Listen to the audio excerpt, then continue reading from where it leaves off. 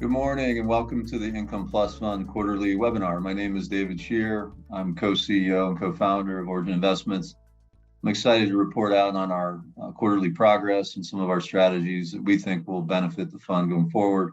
I'm also joined today by Marc Turner, our Managing Director of Investment Management. Marc just had his 8-year anniversary leading the team, so we're excited to celebrate that with you, Marc. Any big plans? Trip around the world, I think, right? Was what you were offering, but we're gonna have to rewrite the okay. The sabbatical policy needs reconsideration. No sabbaticals for you ever. No. Anyway, with that, we are going to jump right in. I do want to tell you we have, I believe, just over 600 investment partners, either here live or we'll review it later. We're going to cover the emailed in questions first while you stream in your live questions, but we're going to try to cover every question. So I'm going to go relatively quickly. I'm going to encourage Marc to do the same so that we have 30 minutes for questions. That's important that we have that dialogue with you. The Q&A features at the bottom. With that, let's get started with the presentation. 2023 for this fund. Let me back up for a second. The world, in the way that I view it, is a series of probabilities. It's nothing more. I don't know what's going to happen in 2023, but I can tell you what I think is probable. What I think is probable is that the Federal Reserve, in reaction to COVID, not their fault, they were doing the right things, but they kept interest rates too low, too long. There were way too many transactions that happened in 2020 and certainly in 2021 in multifamily at valuations that weren't sustainable. Those valuations, in many cases, were compounded with the buyer putting on variable rate debt with short-term duration. And they usually did that with debt funds. And so they were borrowing at 3%, paying too much, borrowing at 3%. They have a rollover in 2 to 3 years. Well, guess what? It's 2 to 3 years later. So these loans are actually coming due. They're starting to come due, and it'll pick up pace later in this year and into 2024. I believe it's probable that there's going to be very difficult for these loans, and there's billions and billions of these loans to be refinanced. And so the opportunity is twofold, and both will happen in this fund. Number one, as these loans come due, they're going to need preferred equity because their new lender will not lend the same amount. And so we've coined a phrase for this. This is called the cash in refinance. That's the new world we're in. People have loans coming due and they have to come up with equity when they refinance, whereas a year or two ago, they would always pull it out. Where we participate, we're one of the largest issuers of preferred equity in multifamily. And so we've seen that opportunity set really improve. We're lending now in preferred equity, and this fund is the one that's doing it, at much higher rates, plus or minus 14%, with a 1.5 in on the deal. But we're also lending in a more protected part of the structure. In 21, we had to sort of participate 65 to 80, and now it's more like 55 to 75, accruing to 80. Cliff notes, we're making safer investments at higher returns, and we like that. Now, the next step, moving to distress, is if these loans can't be refinanced, even with preferred equity. So in other words, people are now presenting us multifamily preferred equity opportunities, and it's not worth it for the risk we're taking. They actually won't be able to refinance, and then the bank will take over their loan. If that happens, that moves into the second area, which is distress. This is less probable, but still not out of the realm of possibility that by the end of this year, Q3, Q4, lending funds, debt funds, and lenders in general start to have multifamily assets that they're taking back, want to own real estate, they want to lend the real estate. And so we will participate because we're first call with any of these banks or brokers, anyone representing, and we'll buy the asset directly. Importantly, for this fund, and this is where actions are very different than words, we haven't bought an asset since 2020. So I'm not suggesting that we watched this and participated. We watched this and did not participate. We felt valuations didn't make sense. Multifamily real estate shouldn't trade at 30x NOI or 30 times EBITDA, and it was. And so now it's normalized to sort of that 22 to 25 range. I believe it probably will continue to go down, probably to a really kind of 20x to 22x multiple, which is kind of historic average. And we're close. We're actually close to those areas. The problem is too many people paid 30x, and that has to work its way through. I think it's going to be a huge opportunity. It already is in recapitalizations. It might be in distressed asset purchase. Importantly, all of this is a valuation problem. It's not a fundamental problem. Multifamily housing is fundamentally strong. There's huge demand for it, and there's long-term demand for it. This is simply a reaction to interest rates being too low for too long, and it has to normalize. And it is. It is normalizing now quite a bit. Now, is it the right time to invest?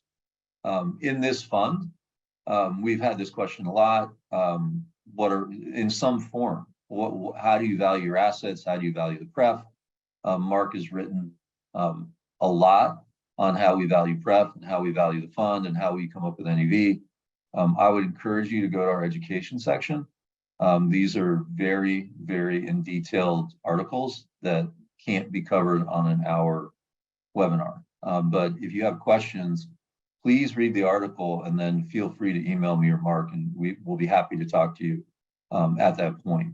The cliff notes on how we value is we always value assets conservatively, including in this fund, and including when we buy them or value them.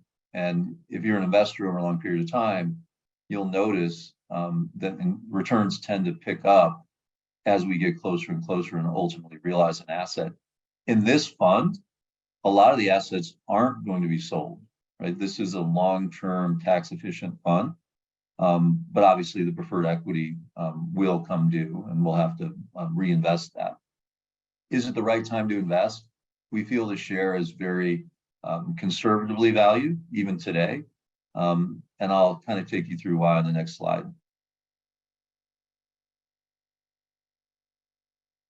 Here's the portfolio today as it stands. 357 million of net asset value. We have held the share price constant. That's because of the uncertainty in the market. Generally, the share price, and I'll kind of take you through why, it's difficult for the share price not to go up because so much of our investable portfolio is in preferred equity that's accumulating at 13 to 14% a month. So there has to be material write-downs in NAV to offset that. The leverage ratio is quite low, 48%, 5.8% annualized distribution yield. That was just increased recently from slightly below that. And that's just due to the nature of the portfolio being so defensively positioned. We're 58% preferred equity, 0.2% cash. We do have 5% in public REIT investments. That investment was made about 2 months ago. We felt that the NAVs in the public markets were a bit out of line with what was happening in the private, and we have been proven correct. Those investments are up about 10%, 2 months. So the fund obviously has benefited from that. Common development, 15%. This is our build-to-core bucket. For people that are newer to the concept of this fund, as we develop, we're going to hold these long-term. You get depreciation once they're built. You don't get them while we're building. And as we move them into depreciable assets, we replace them with new developments. And so there's a constant depreciable asset side of the portfolio that's in the 22% common core. The development flows into that, but it's replaced by new development that we believe has, that 15 to 20% IRR in years 1 through 4 component. And that's how we continually believe we can deliver that 10 to 12% net. And then when you pair that with preferred equity, which is the majority of our portfolio, that's accumulating at 13 to 14%, and that's in protected positions. Back to this idea of NAV, a lot of discussion has been around why are the public REITs down and the private market isn't, and is the private market not marking their things correctly? And Blackstone ran into that issue, and for a while in Q4, and others. And by the way, Blackstone's a great company. I don't mean to single them out. Very well run company, but nonetheless, they had these questions around it. We've answered this question. Marc has written about this in detail, and candidly, you've answered this question as investment partners. One of the questions we got prior was, did our redemptions pick up in Q4 when the news was coming out about this whole concept? And the answer is no, they didn't at all. Not 1%, nothing. And apparently our investors do believe in our NAV, our process, our team, and the point forward outlook of the returns, and also the valuation of the portfolio. Next slide, please. I thought it would be useful to compare our fund returns to our peers, as well as some of your other investment opportunities in 2022. Before I talk about 2022, 2021 was a great year for all investments, including IncomePlus. So the interesting thing about IncomePlus, when the market was great in 2021, it returned 21%. So we kept up, but we were defensively positioned. And then when the market wasn't so good, we did 9.3%. The NCREIF ODCF means Open-Ended Core Fund Index. That's really what this is competing with. We beat that index by 1.8%. On a percentage basis, obviously, that's much more. It's more like 20%. In my opinion, the NCREIF index probably didn't return 7.5, mainly because it's multi-asset class. So it has some of the asset classes that were very disrupted. Office would be an example. We obviously don't. And then in addition, it's not in preferred equity. The reason we're doing so well is we're very defensively positioned, and that's a decision we made 3 years ago. You don't get to make that decision, in January of 2022. It's too late. The S&P Municipal Bond Index, obviously now you get into this negative territory. Obviously rates went up, and so all of your bond funds, anywhere from down 7 to down 15%. And then as you move into equities, you're talking about down 20%, down 25%. And that's just the discount rates going up. As rates go up, the discount rates go up, and the multiples on equities go down. And you see that throughout, in particular, the growth stock area. Importantly, what do I think about going forward? I think that we're going to achieve our goal in this fund, which is a long-term 10 to 12% net return in a very tax-efficient way. And that's another thing to think about, in particular, when you're thinking about, other alternative asset classes yielding similar amounts.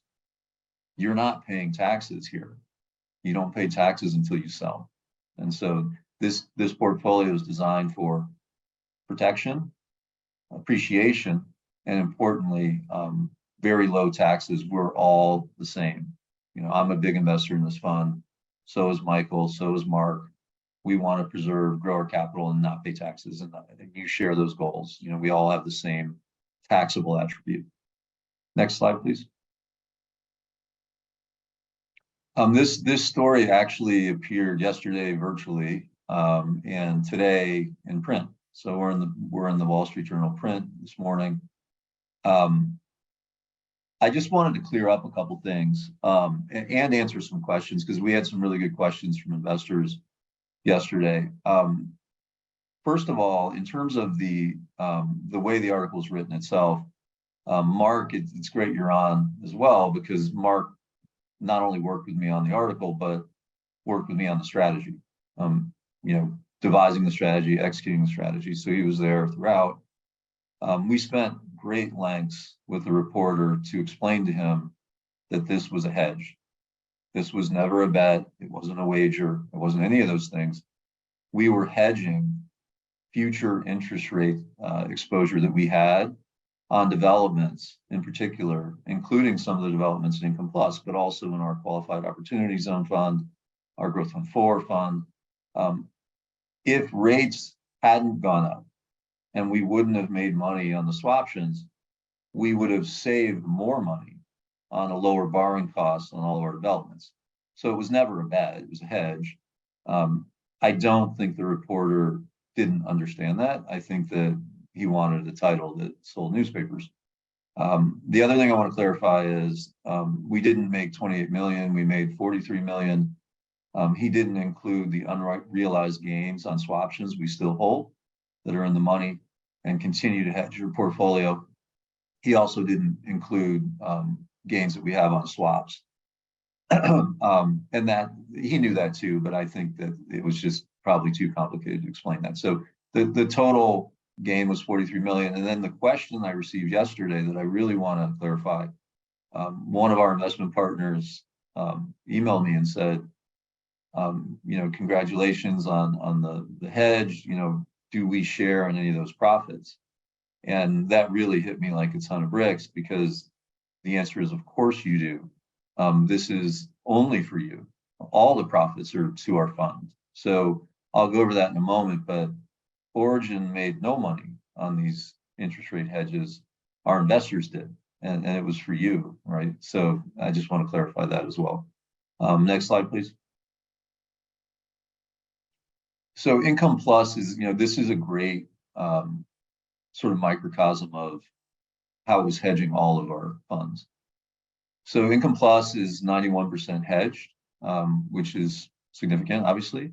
But if you look at the realized and unrealized gains on swaps and swaptions, in 2022, it was 8.2 million. And if you think about IncomePlus, right now we're at 357 million of NAV, but in 2022, it was less. It was probably more like 300. And so, 8 million on 300 is roughly 3%. 3%, if you think about 2022 and the hedging activities, it was assigned pro rata across funds to exposure. So certain funds might have benefited by 4%. Certain funds might have benefited by 2.8%. That's about what this fund did. So when you look at your gain in this fund, there's a significant amount due to this hedging, i.e., if we hadn't done it, you're not going to get 9.3 for 2022. You're going to get, 7, right? And so that it's significant is my point. And these are decisions, we want to be a firm of action. So we wrote about it. If you read our annual predictions written at the end of 2021, we wrote about it. We wrote about how we didn't think inflation was transitory. We didn't think interest rates would stay lower much longer, but then we actually did something about it. And it was actually difficult to do because swaptions are it's not easy to enter that ecosystem as a real estate fund. But I want to give a lot of credit to Marc, who, really led this effort. Marc, do you want to add anything? No, I think you covered it. The only, we're not done, right? We continue to look at different ways to hedge interest rate risk as the fund grows. So there's lots of reasons to be happy about what we accomplished, but we still have work to do and looking for new and other creative ways to deal with risk. And this is just one example. Yeah, and I think that's transitioning to you anyway. Marc's going to go over some asset level updates, and then we're going to open it up to Q&A. Okay, thank you, Dave. So as Dave mentioned, the makeup of the fund portfolio today is about 58% invested in preferred equity. That's roughly about $200 million in these different various preferred equity positions. These investments on average yield about a little over about 12%, 12.25%, and were originated at a loan to cost of about 82%. The majority of them are invested in ground up multifamily development projects. There are a couple that are stabilized operating assets. Today, the new issuance preferred equity is generating anywhere 14%, and we think that could even go higher as some construction lenders continue to either step out of the market or become more stingy on overall proceeds. There'll be more demand for preferred equity, as Dave mentioned. I mentioned we originated our portfolio about an 82% loan to cost, but as these projects increase in value and the construction is completed, they're leased up, they're stabilized, we look at today, that's about a 75% loan to value. So our risk is between typically 65% and 75% of the value of the project. The tilt toward preferred equity, Dave talked a lot about this, wasn't by accident. It was a very intentional approach. And it provides the portfolio with significant downside projection and a steady source of return. These assets accrue interest at about 1% per month. The newer ones, even higher, generating a 14% annual return. Niche Hat Park is one of our preferred equity investments. It's a $10.7 million investment in ground up in infill Tampa. This project's located in the North Hyde Park neighborhood, a short distance from the Tampa CBD. It's walking distance to the Tampa Riverwalk and other really attractive dining and shopping amenities. One of those is called Armature Works, which has a public market hall. There's 14 local restaurants in there, rooftop bars. A couple of those restaurants are Michelin star, full service restaurants. So it's walking distance to sort of very high end amenities and a neighborhood that people really want to live in. This particular deal, which was originated back in about 18 months ago, pays a 12.5% accrual rate. It's at 84% loan to cost. But the risk has been substantially mitigated. When you look at where, if we were to value this asset as stabilized today, that value, given a range of where pricing likely could be, is anywhere from 65 to really conservative pricing at 73% of LTV. 6.4% untrended return on cost. What is that? Well, this is an important metric that we really focus on in evaluating new preferred equity investments, but also evaluating any risk associated with the current portfolio. And what this basically is we project out what we think the NOI will be when the project is completed and fully leased. What is that over the cost to build? And you can compare that directly to sort of market cap rates. And today, an asset in this location probably trading in around the 4.5% cap rate. It would take that same NOI and you would divide it by 4.5% to get to the value that you would pay for that asset. Well, if we're building to a 6.4, we're creating a pretty significant margin on that asset. And a lot of things can happen and go wrong, and we still make money. The construction 60% complete. As I mentioned, this is located in the path of growth. So we're getting paid a 12.5% return, and our risk is substantially mitigated. At the peak of transaction pricing in 2021 and early 2022, people were buying assets at discount rates anywhere between levered discount rates between 8 and 9% for core stabilized assets, where they were in the first loss position. So if things went wrong, cap rates increased, rents drop, they're the first to lose money. In this, we're getting a higher return in a more insulated position.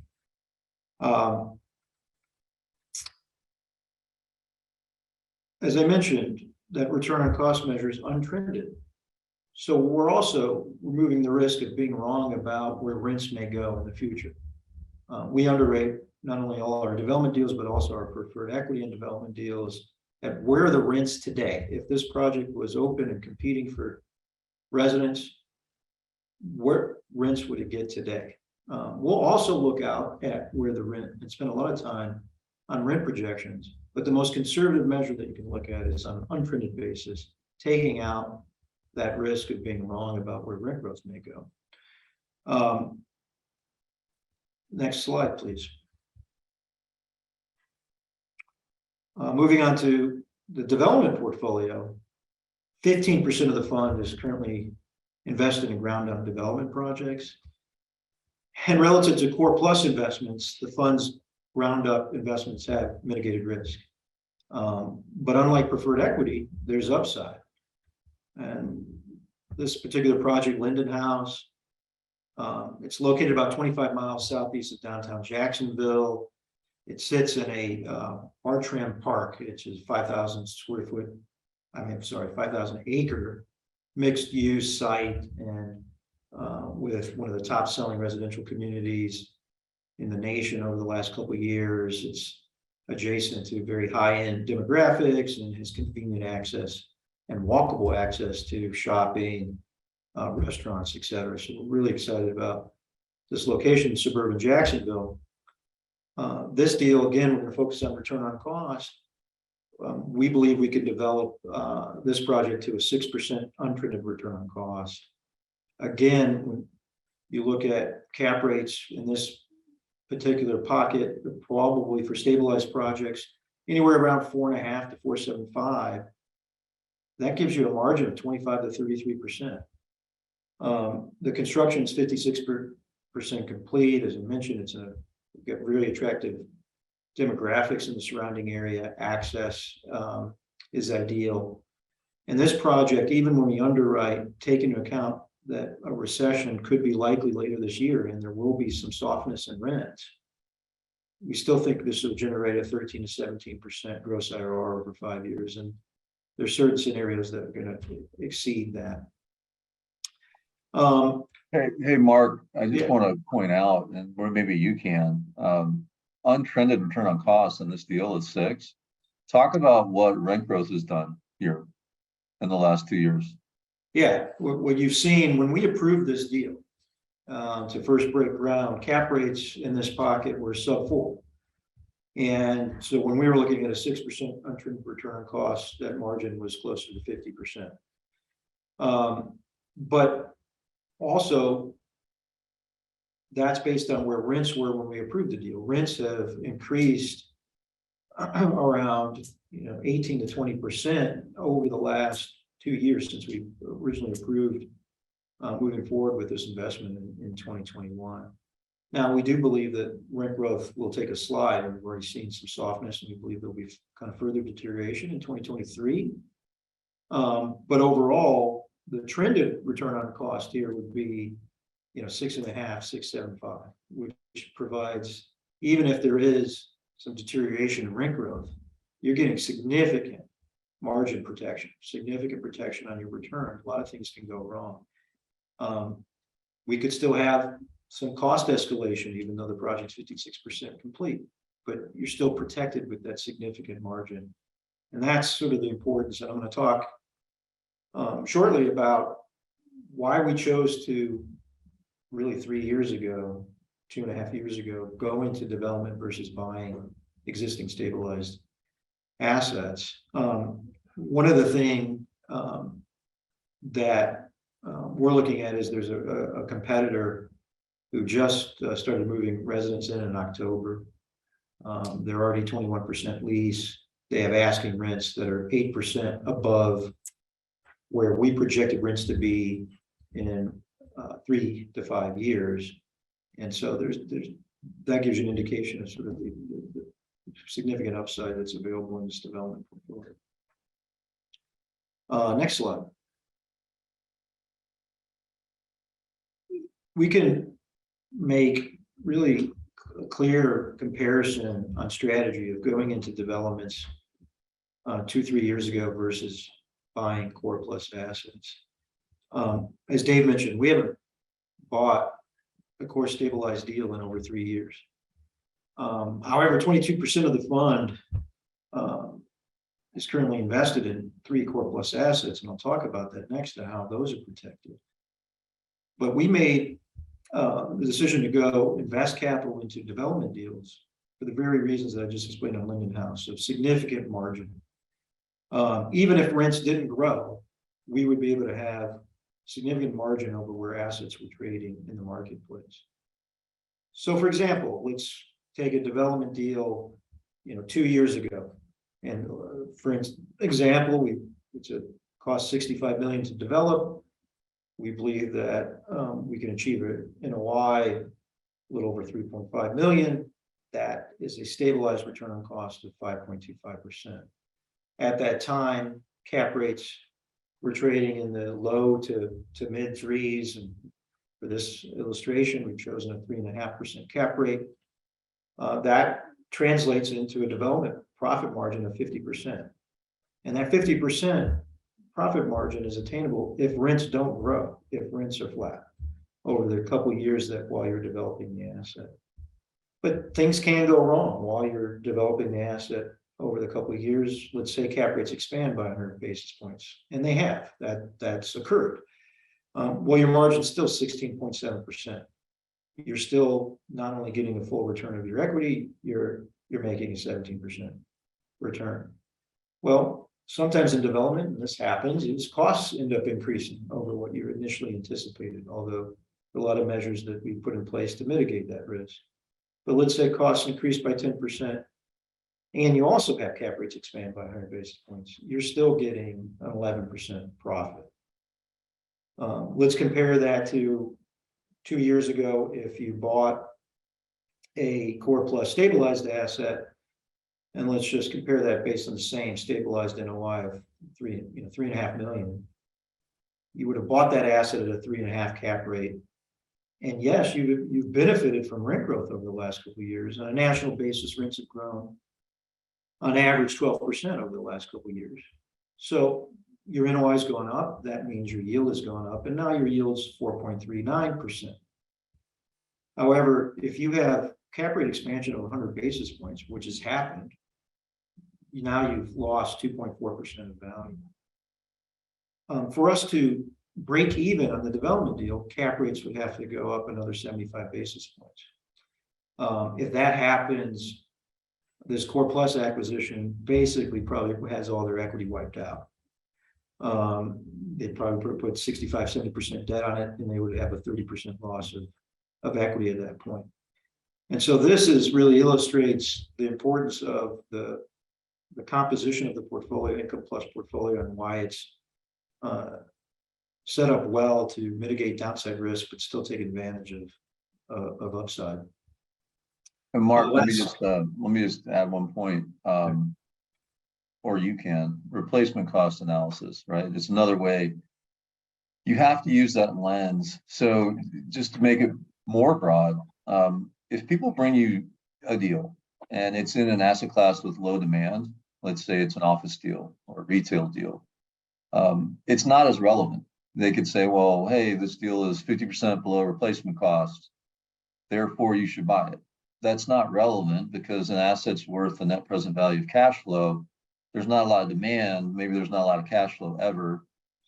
So it's not relevant.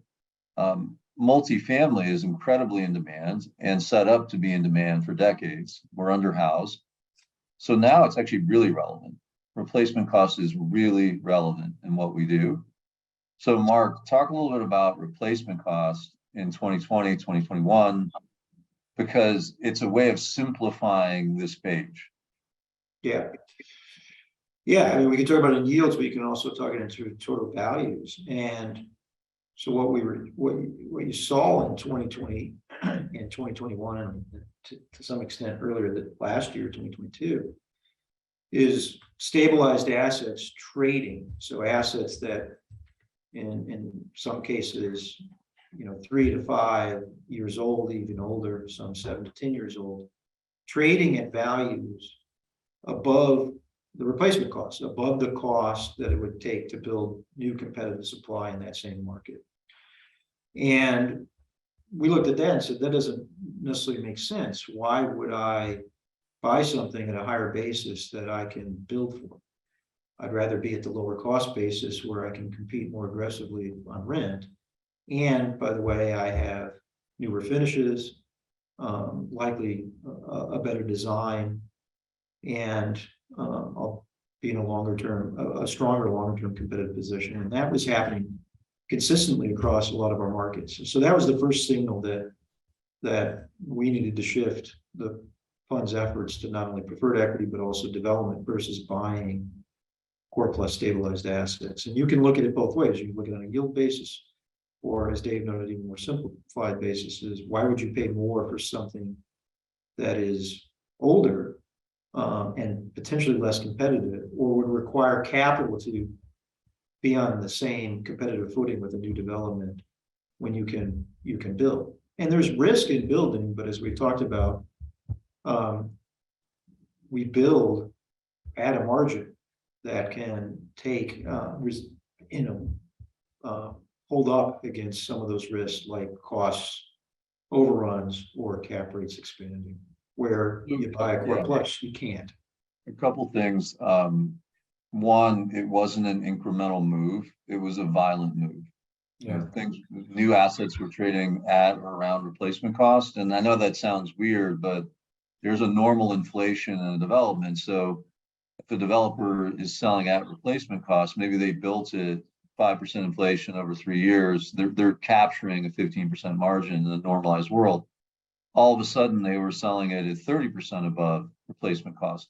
I've never seen anything like it in my career, never. It was crazy, and it made no sense. And guess what? It made no sense. Literally, here we are, and it was all driven by interest rates because people could borrow at 2.5%. And they started to rationalize, well, it's inflationary, so, it'll be more expensive to build in the future. Yeah, but not 30% more. Or, I'm going to get so much cash flow from rent growth. Like, well, look at what Marc just showed you. People got 12% 2 years in a row, and they net lost money. And by the way, the interesting part about this, most people believe development is better than buying a core stabilized asset, but not in 21. It has to be put within the frame of the environment, right? If you're paying way too much for a safe asset, it's not safe. That's not safe anymore, right? And that's what we were reacting to. Marc, is this the end of your size, or do you have more? There's just one. We'll talk about a core plus deal. Okay, go ahead. So, I mean, all this discussion should raise the question. Okay, we stopped investing 3 years ago in core plus assets, but we already own 3 assets.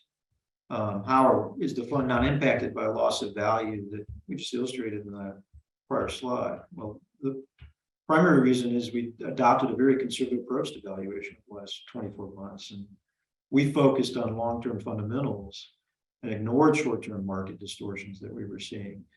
So although we saw competitive trades to our 3 stabilized assets trading at significant premiums to where we were carrying the value for NAV purposes, we declined to raise those values with the belief that there could be a correction at some point when the zero interest rate environment came to an end and when rent growth slowed, which ultimately we knew would happen.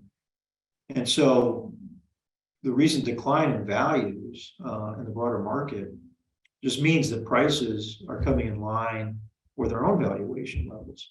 And there may still be risk to that valuation, but that risk has been significantly mitigated. And we think that the values from this point on will likely hold. So how do we create value in an environment where there's pressure, downward pressure on valuations of stabilized assets due to slowing rents and rising cap rates? Well, example is District Memorial. This is one of our common stabilized assets in Houston. We're executing on a restructuring that's going to both enhance NOI and value.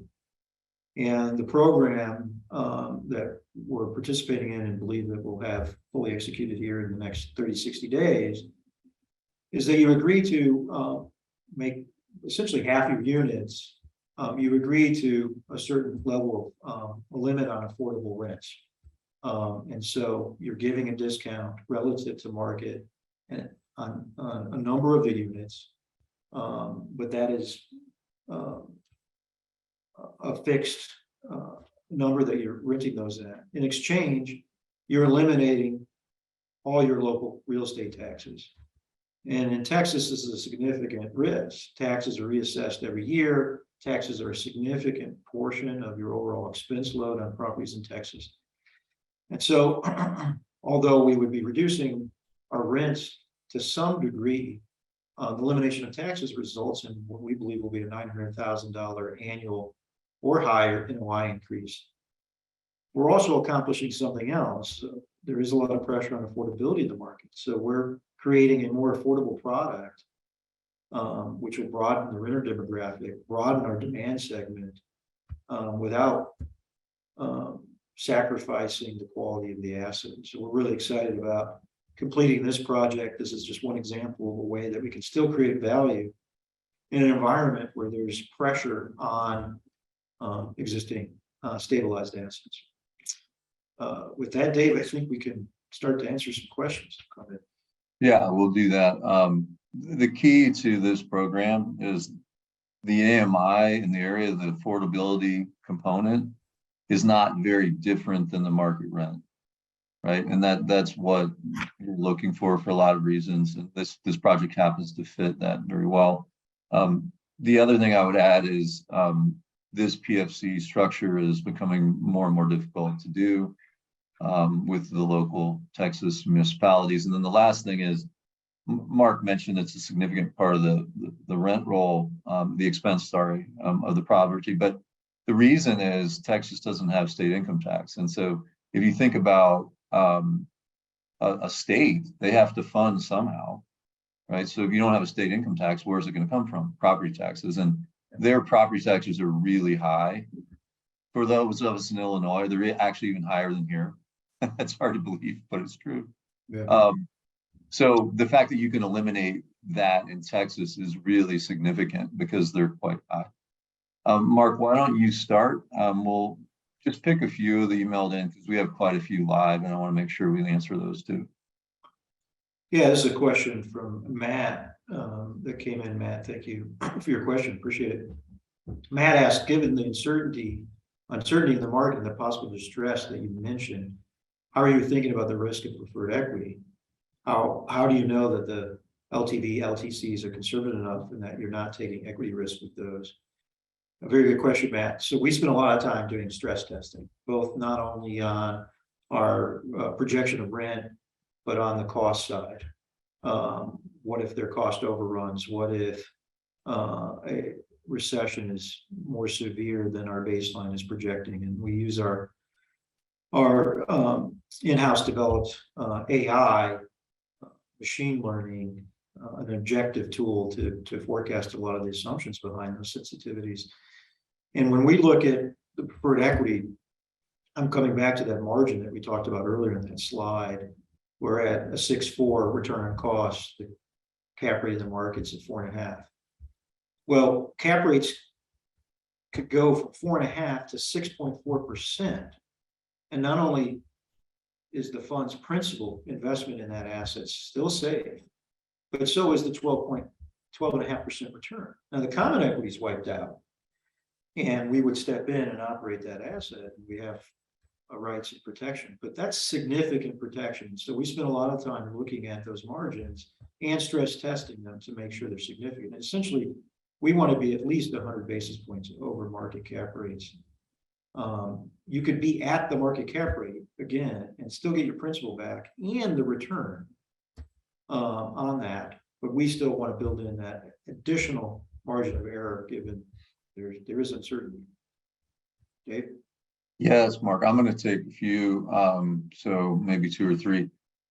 First question for me, emailed in, are there signs of distressed sales in the market? No, not in multifamily, not in Class A, not in our markets. I think it might happen again. The world's a probability, maybe in Q3, Q4. What we're seeing right now is actually a few sales happening at very high valuations.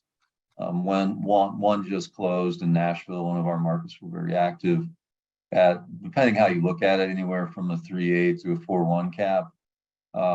That's quite strong. And then just in terms of price per pound or your unit or square foot, not so far off the highs. It really hasn't moved much.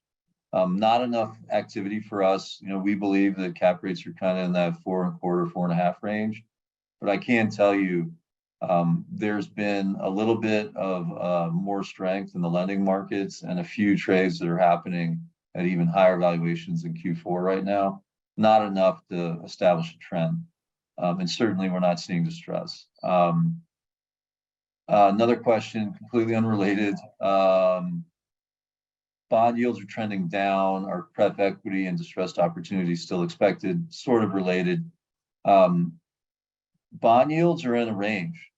They've certainly, they're off their highs of 4.2, but they got as low as 3.4. I haven't checked today, but I think they're right around 3.75 in the 10s. So we're kind of in a range between, call it 3.5 and 4. And the market's starting to stabilize around that. The pref equity market is very active, and we're seeing lots of deal flow there. And then this isn't, we have another fund called Multifamily Credit Fund, which is also in this sort of debt space, buying from Freddie Mac bond positions. That also has stabilized, but at a much higher yield than it was a year and a half ago. We're getting kind of 10 to 11% unlevered in protected positions there. So we like that as well. Okay, another question unrelated, and then I'll return it to you, Marc. Are we able to invest via an IRA? This particular investor, thanks for the question, mentions a intermediary called Strata. The answer is yes. Many of our investors choose to invest via their IRAs or 401ks. We use Midland primarily. They're a competitor of Strata, but Strata's fine. We can use them too. I don't think it's a great idea to invest via an IRA into IncomePlus because it's so tax efficient itself as a fund. You don't want to use your tax efficient vehicle for a fund that's so tax efficient itself. You would want to invest non-tax efficient money into this fund because one of the huge benefits of the fund is we're protecting you with tax strategies here, depreciation, subsidiary REITs, et cetera. But nonetheless, you can do it if that's what you choose to do. Maybe one more. Have redemption requests increased? No, I already covered that.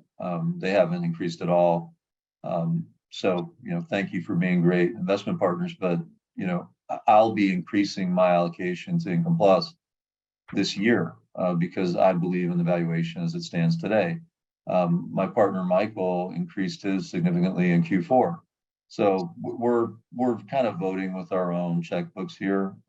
We don't believe that it's overvalued. We think it's undervalued, and we think it's set up to perform.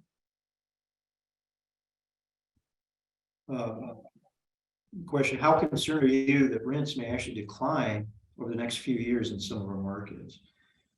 Well, we've assumed in the current valuation that rents will decline in 2023. It's extremely unlikely that there'll be sustained negative rent growth over several years.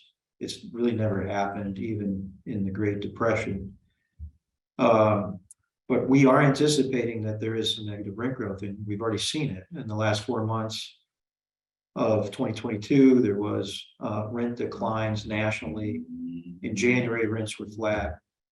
And why are rents cooling off? Well, it's pretty simple. It's supply and demand. There's a lot more supply, and demand has softened. And a lot of that demand, I think, is due to lower consumer confidence.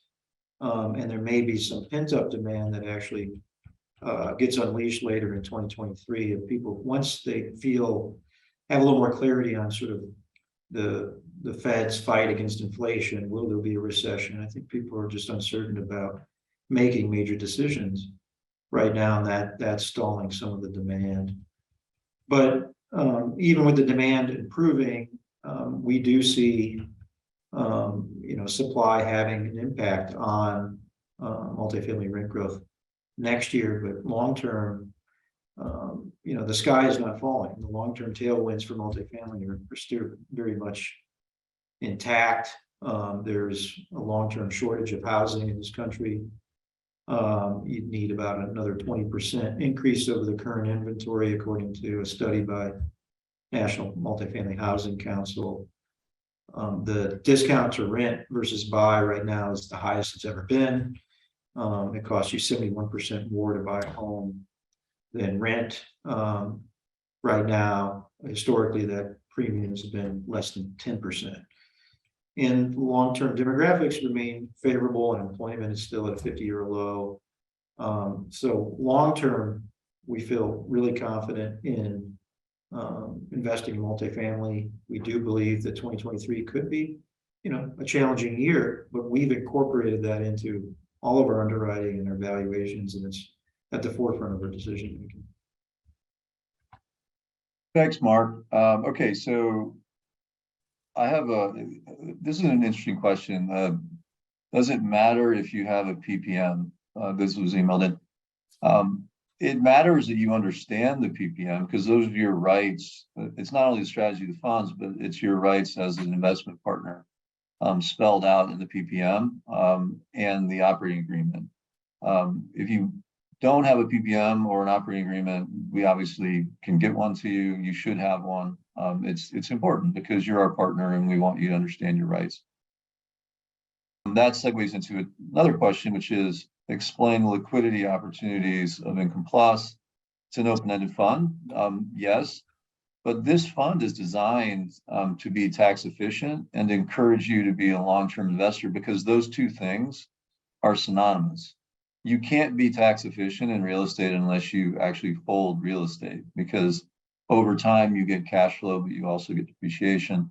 You need to be along. And what this fund is trying to do is pull together a bunch of high net worth individual investors like ourselves so that we can behave like the ultra wealthy.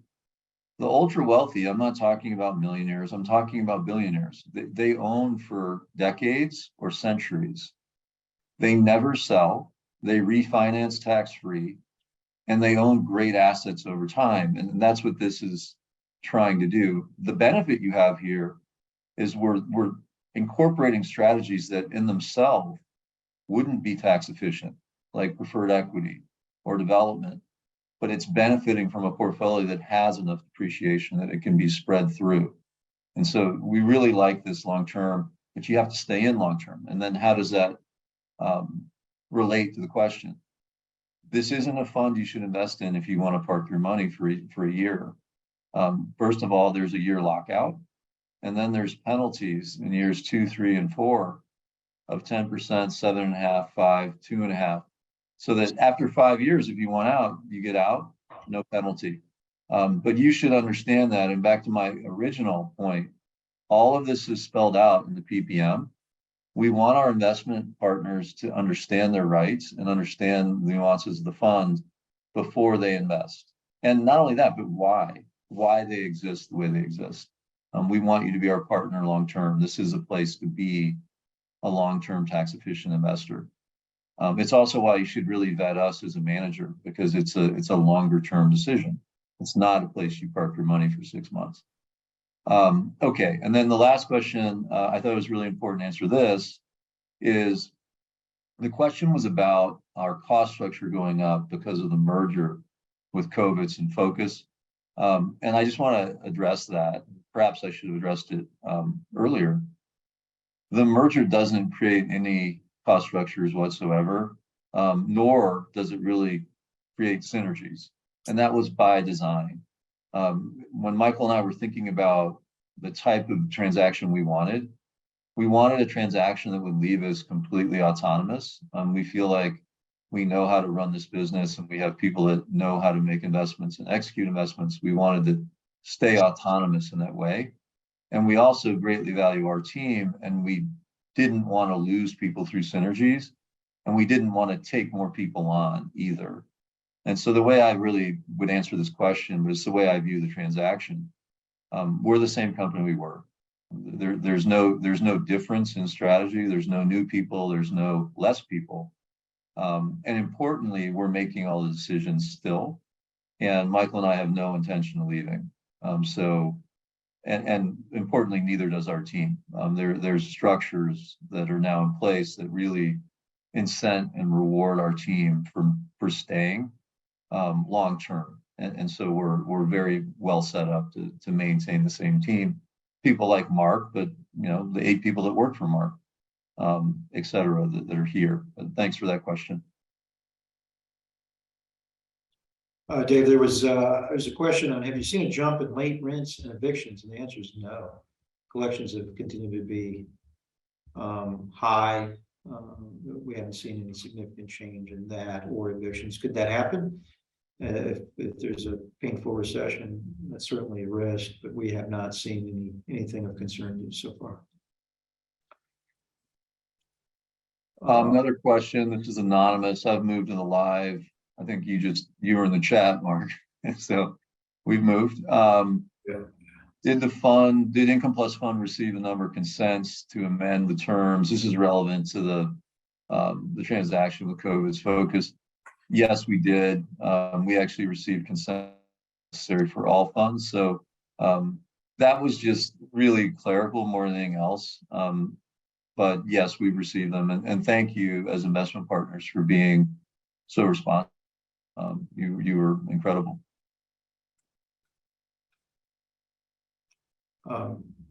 Abdul asked, could the fund provide the K-1 forms in the first week of April so that we can file taxes on time? We will be providing some guidance on when to expect the K-1s. We recently did an investor survey. Thank you all for all who participated in it. And it was a clear communication from our investors, the importance of timely tax information, K-1s on our various funds. And so that's an extreme high priority for us. And we'll be providing some additional communication here in a matter of days on that and look to see some continued communication. But we're focused on, yes, meeting those deadlines. All right, I'm going to answer a couple. Kevin, thank you for your question. Will sidecar investors, I believe you mentioned Linden House, be able to roll over capital into the IncomePlus Fund? And what are the tax implications? The answer is yes. You'll be able to do that through an UPREIT, and that UPREIT process defers taxes. So that's how all those are structured. And it would be, I'll just give you an example. I'm a large investor into that sidecar. I will be using that strategy to roll into more shares in IncomePlus. So when I mentioned before, I'll be investing more in the fund. That's one of the ways I'll do that. Another question. Let me see here. Marc, take one because I'm lost all of a sudden. Yeah, what David asked, cash is quite low. How will you take advantage of some of the opportunities you believe may arise? When we continue, that's as of 12/31, we continue to raise additional cash in the fund. And our goal is to not have significant cash reserves. We want to be able to keep money invested versus having it sit around idle. But certainly we're looking at potentially maintaining a slightly higher cash balance to take advantage of opportunities. But there's also preferred equity investments that will be maturing later this year, likely to be paid back, and that capital can be recycled to take advantage of higher yielding preferred equity investments. So there's a lot of strategies to take advantage in the fund, and that's the benefit of an open-ended fund. Yeah, also be raising. We raised a lot of capital in December, and a decent amount in January. So we'll continue to raise for the fund. So question from Brett. Thanks for your question. Does pref equity have depreciation tax benefit? Actually, it does, Brett. But we have to negotiate that as part of the deal. We try to negotiate that into the deal itself. Most often times we do get that. And then it's only applicable when it's built. So if it's a development deal, you're negotiating it for the lease up and build period, which oftentimes is when you're getting refied out. This is really feedback from Bella. Thank you so much, Bella. It's so kind of you to say. We look forward to a long relationship too. And then the last is anonymous, and then I'll pass it to you. Do you do new development common equity deals pencil today? Are you expecting only to do pref? Actually, some of them do. And this is the benefit of, we're looking at in any given month, 50 to 100 development deals. And we're not just screening for the margin, we're screening for obviously the partner, the firm, long-term growth. If you think about this fund, it's a long-term investor in assets. These are build to core, build to hold assets. And so we're looking for, yes, the margin, but also long-term high growth rates, which are both our own field, but also multilytics. We use that heavily.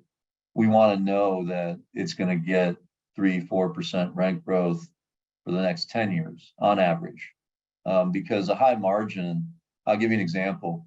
If you build to a 50% margin on a 10-year hold, but you get 2% rent growth after, or a 35% margin, and then you get 3.5%, the second deal annihilates the first. It's not even close, right? So like you actually have to be right twice to deliver consistent returns, and that's what we're looking for. And candidly, we still are finding it. It's just harder, but we can do it. Chris asks, if the target return for the fund is still 9 to 11%, how will it be achieved since distributions are 5.8%?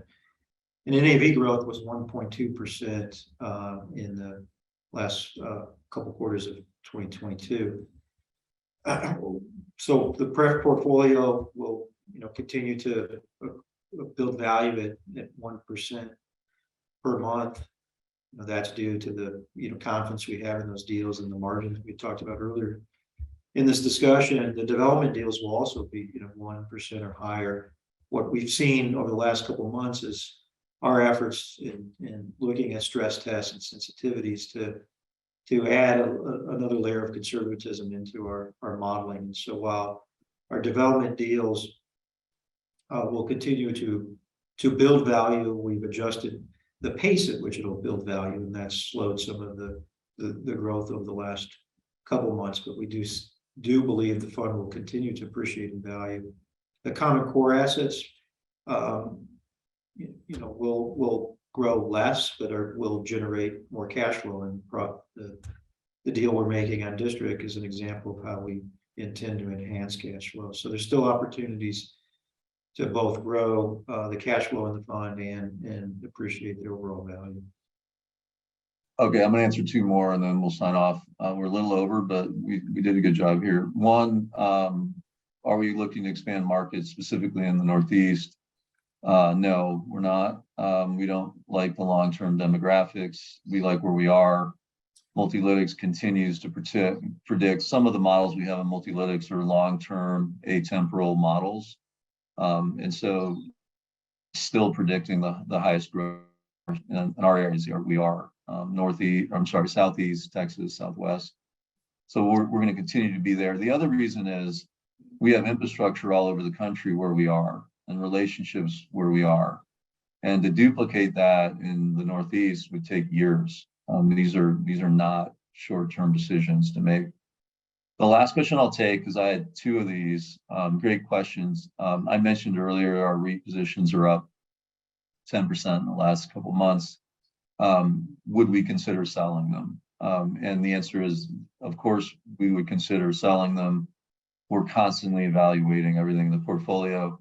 Those were purchased in the neighborhood of a 6 implied cap rate when the private markets were trading 4.5. NOIs aren't really up anywhere at this point. In the last couple of months, rents have been pretty flat. In my opinion, expenses are probably higher. So I would say NOIs are flat to down. The values of the stocks are up 10%. So let's just say that they're trading plus or minus a 5 cap now. 5.5 perhaps, 5 to 5.5. implied. And the private markets, like I said before, anywhere from 4 to 4.5. So it's still somewhat compelling. I wouldn't want to buy more at this price, but it's probably not a sell at this price either. But we're constantly evaluating that. And then back to the other question, which is also relevant to this conversation. When you're thinking about our cash position, if we find an interesting investment, we can sell these stocks to finance the investment, and we will, right? So it's all about where's the best expected value at a moment in time. And so if Marc and his team find an interesting place to invest capital to create more NOI that we think will produce a 25 ROE, let's talk about it. Or if Dave Welk or Tom Briney and their team find an interesting acquisition, we'll talk about it. And so it's all interrelated, but fundamentally, it still doesn't make sense to sell REITs today without another opportunity set. Marc, thank you so much for joining me. I thought this was a great partnership, and it's a pleasure to work with you every day and your team. Yeah. And for our investment partners, if you have questions that weren't answered, please email me, David at Origin Investments, or you can email Marc or your investment relations professional as well. We value as partners. Have a great day. Yep. Thank you.